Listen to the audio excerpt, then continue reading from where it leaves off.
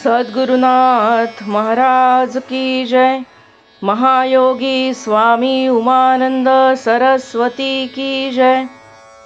परमपूज्य गुरुदेव महायोगी स्वामी उमानंद सरस्वती यांच्या काश्मीर शैविझम या विषयावरील प्रवचनांच्या आधारे आपण शिवसूत्रांचा अभ्यास करत आहोत। शिवसूत्रातील शाक्तोपायाची सूत्रे आपण अभ्यासत आहोत। शाक्तोपायाचं चौथं सूत्र आहे, गर्भे चित्त विकासः अविशिष्ट विद्या स्वप्नः। गर्भ म्हणजे महामाया। ती जरी शिवाची शक्ती असली तरी तिला सांगितले आहे की हे विश्व निर्माण कर, म्हणून त्याला गर्भ म्हटले आहे। जी मायेने मर्यादा पाडण्याची शक्ती, तिला गर्भ म्हटले आहे। चित्त विकास म्हणजे मानसिक तृप्ती, मनाचे समाधान। केव्हा म्हणायचे आपल्या चित्ताचा विकास झाला आहे?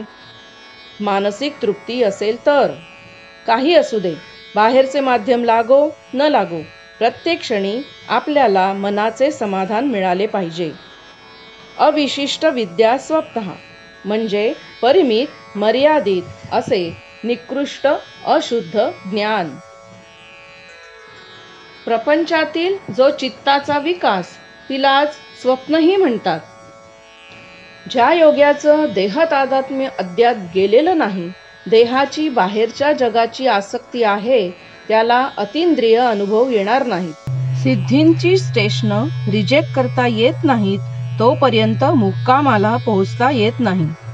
सिद्धींमध्ये अडकायचं नाही। शिवापर्यंत पोहोचण्याच्या मार्गात काही सिद्धी प्राप्त झाल्या तरी त्या क्षुद्र सिद्धी दूर सारता आल्या पाहिजेत। सद्गुरुनाथ महाराज की जय।